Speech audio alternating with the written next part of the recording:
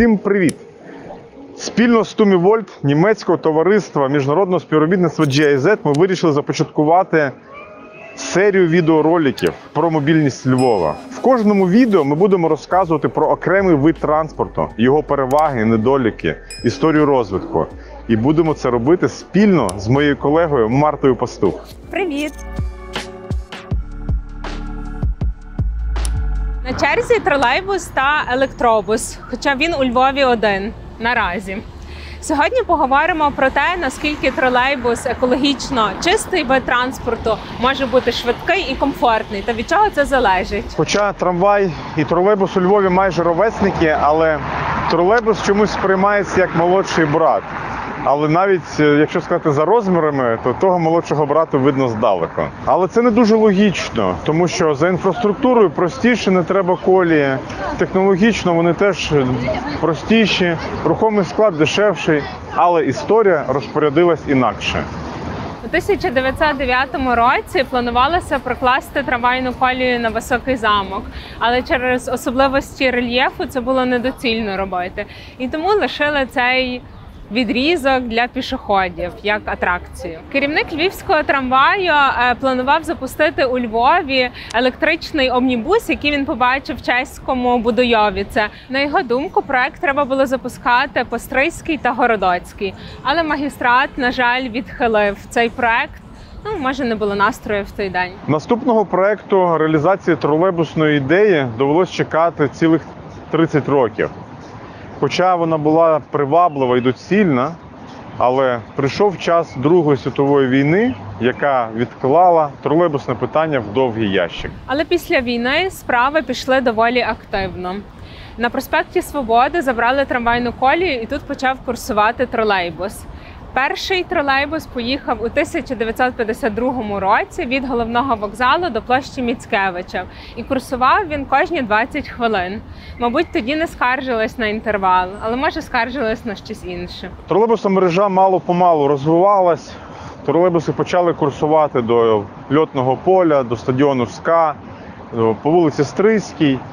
І через 10 років ЛАЗ взяв да і випустив тролейбус під назвою «Дружба». Це була така яскрава ілюстрація книжки «Кради як митець». Вони просто взяли старий кузов автобусу ЛАЗ і вставили в нього обладнання з тролейбуса МТБ-82Д. Така собі ревіталізація старого кузова. Розумна ревіталізація на колесах. О!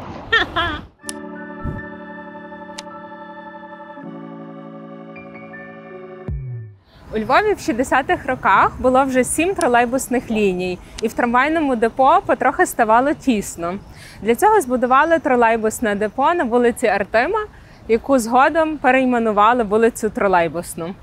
Хоч і у Львові користувалися тролейбусами чеського виробництва «Шкода», але, звичайно, власними силами працівники могли обслуговувати рухомий склад та збільшувати мережу. До речі, в 90-х роках ЛАЗ випустив чергову модель тролейбусу. Вони не могли похизуватися довговічністю, але, як ви розумієте, що в 90-х дуже важко було зробити щось якісне і повноцінне. Інша мова, коли ми говоримо про сучасний електрон, так, він ще не ідеальний, але вже відповідає сучасним вимогам і потребам мешканців. І навіть можу сказати, що деякі іноземні курорти не такі комфортні, як тролейбус електрон. Тролейбус – це екологічно чистий і досить місткий громадський транспорт. І насправді дуже класно, що нам з минулого залишилася така розвинена мережа тролейбусна. Так, до речі, контактна мережа у Львові дійсно потужна. Це більше 150 кілометрів ліній. І, на жаль, вони не всі знаходяться в ідеальному стані. Зараз закінчується вже реконструкція на вулиці Кульпарківській контактної мережі.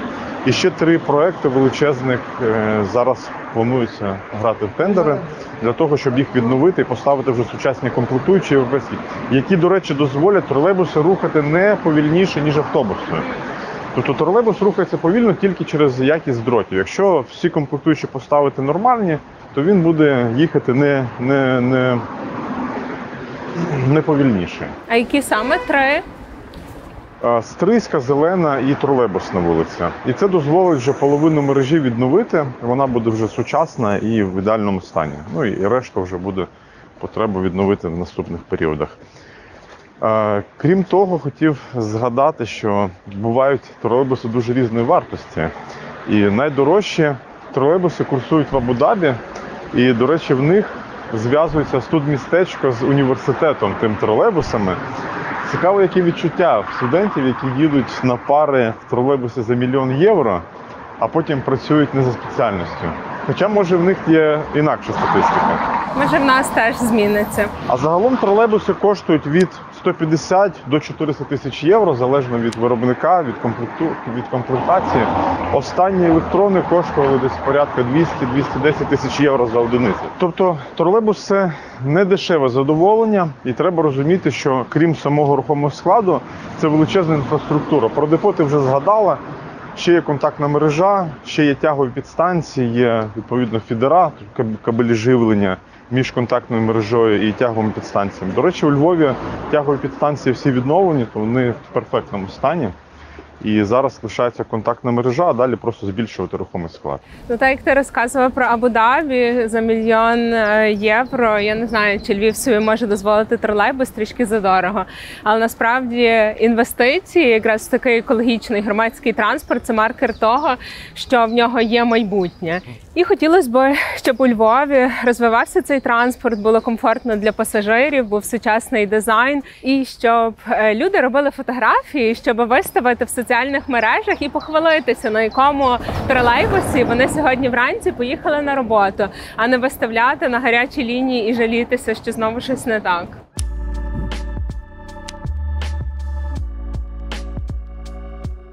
Був час, коли вирізали тролейбусну мережу, але зараз насправді такого більше не роблять, навіть навпаки відновлюють і збільшують лінії тролейбусної мережі. І наш друг Павло Серватка, фанат електротрансу, розкаже нам про те, як у Празі відновлюють тролейбусну мережу.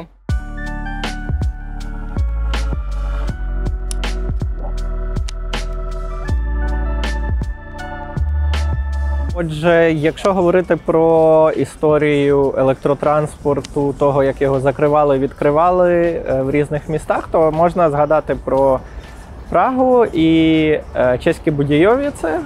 І там в 70-х, як і в ще кількох містах Чехії, тролейбусні лінії були закриті.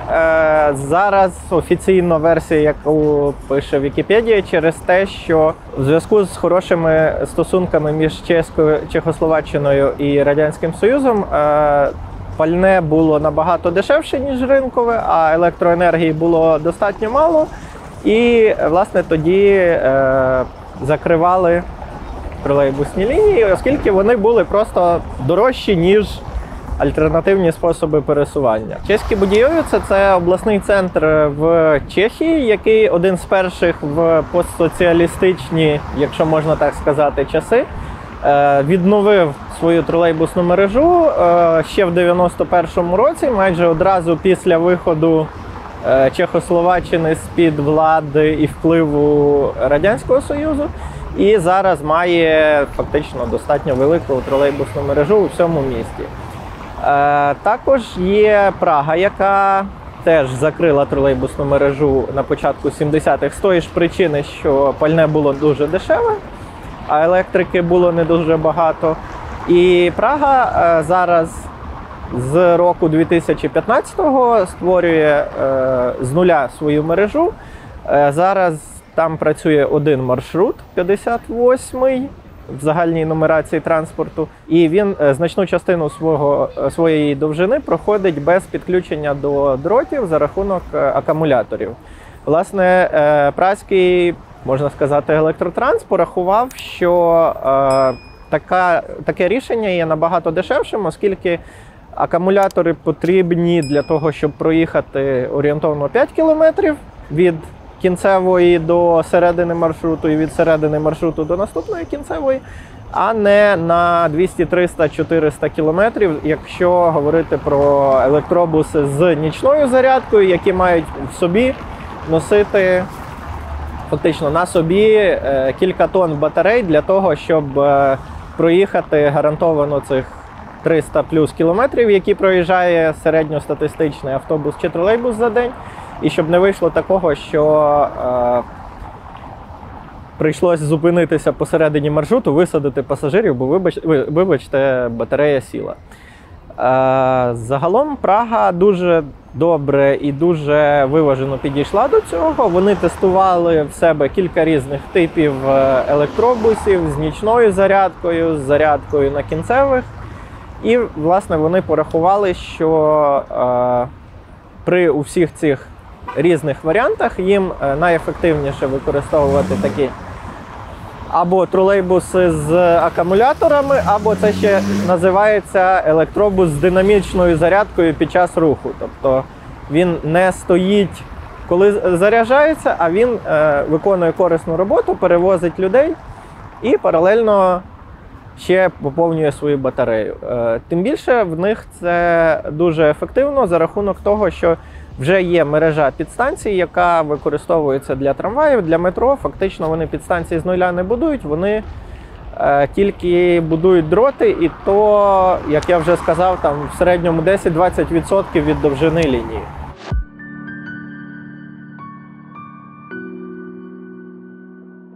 В ідеальному місці майбутнього було б дуже класно, якщо б громадський транспорт був лише електричним.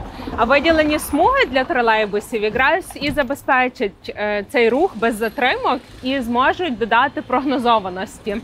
І люди, їдучи в тролейбусі, зможуть помахати ручкою тим, котрі їдуть в автомобілі і стоять в заторах. Так, ну це обов'язково. Смуги громадського транспорту – це обов'язкова річ для прогнозованості.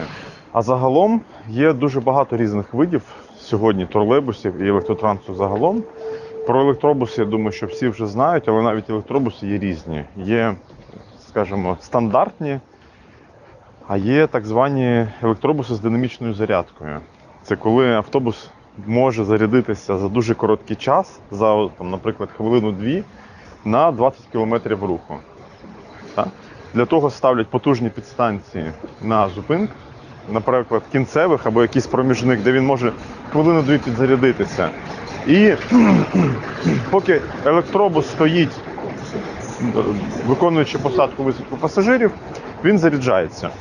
Таку я бачив технологію вже в Граці тестують, це австрійське місто, друге за розміром після Відня. І там тестують, але що вони кажуть, що оця інфраструктура, тягові підстанції, це дуже дороговартісна річ, і вони це досі не масштабують, а поки що хочуть зрозуміти економіку загально тих перевезень. А розкажіть, чим відрізняється тролейбус з штангами і тролейбус з автономним ходом? До речі, тролейбус з автономним ходом і такими самими штангами є. То в електробусі нема штанг.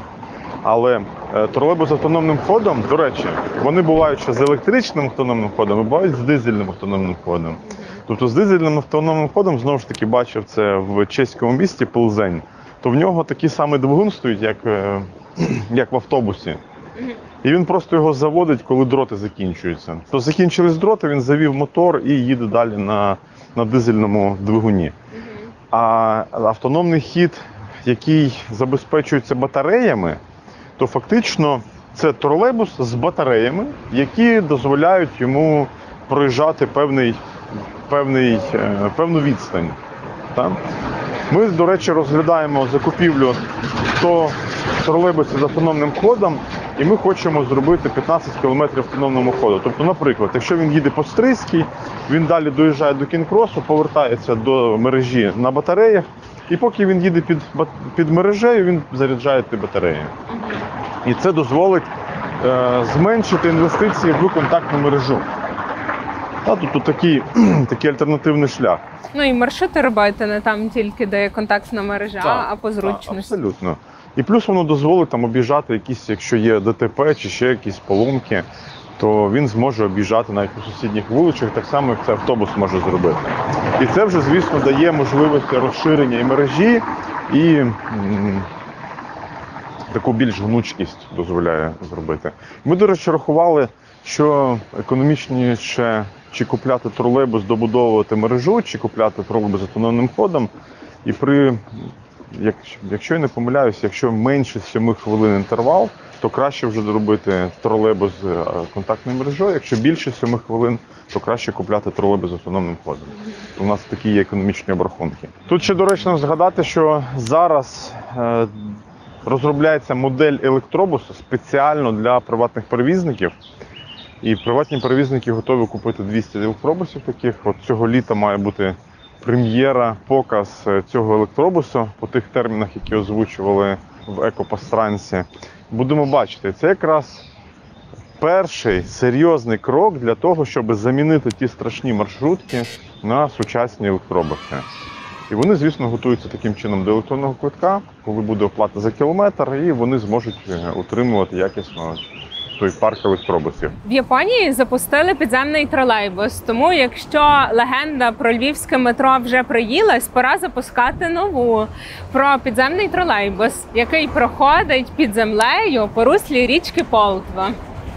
Якщо ми згадали вже про візитівки, про легенди, то насправді трамваї і тролейбуси знаходяться в тій самій площині, що і легенди про підземні копальні кави і про годинник, який навмисно спішить. Коли на рухомий склад почали наносити ліврею, яку розробили в 2019 році, на конкурсі затвердили, то це вже транспорт починає такою, знаєте, виділятися із маси і вже підкреслювати особливість Львова. Що ти знаєш, мені, коли я бачила перші драфти лівреї, мені воно не дуже подобалося. Якось кольори, не знаю, взагалі, як на мене, не підходило для нашого міста. Але коли я побачила цю велику кількість нових транспортних засобів і всі однаково виглядали, це насправді виглядає круто. Так. Насправді було дуже багато дебат стосовно того. Я розумію, що якщо б у нас весь транспорт був однаковий, то не так важливо, які там смужки і кольори, воно класно виглядає, коли воно однаковий стандартно. Це ото відчуття стандарту, і коли стандарт, то це зразу говориться і про якість. Тому воно так трохи пов'язано навіть на підсвідомому рівні. Я бачив, до речі, в тому конкурсі, коли ми працьовували, ми дивилися різні міста, і вони настільки від червоного до кольорів райдуги там в деяких містах, але воно виглядає, коли все однаково, воно виглядає класно. Свій вагомий внесок в ефективність руху всього громадського транспорту вніс диспетчерський пункт, який у Львівавтодорі знаходиться на балансі, на Коновальця. Там цілодобово сидять люди, які моніторять ситуацію на вулицях і навіть перескеровують деякі маршрути, готують звітність. Про нього детальніше я показував у відео про Львівавтодор. Дамо посилання, якщо буде цікаво, то перегляньте. Дуже класний диспетчерський пункт, на нього зводяться десятки камер, які відслідковують ситуацію на дорогах. Можна керувати світлофорами.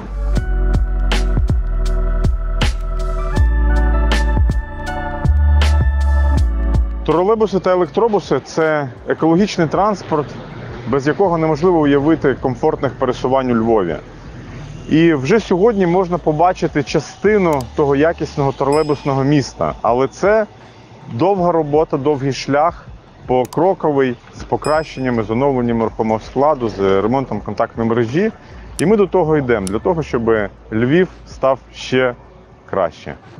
Оце Львів. Чарівний, комфортний, мобільний. Ідеальний Львів майбутнього виглядає... Зараз, чекай секунду. В ідеальному Львові майбутнього буде... я не можу це сказати. Було б класно, якщо б в майбутньому Львові... що це за майбутній Львів? В ідеальному місті майбутнього. Ідеально. І забезпечувати комфорт пасажирів. І що далі? І все буде класно.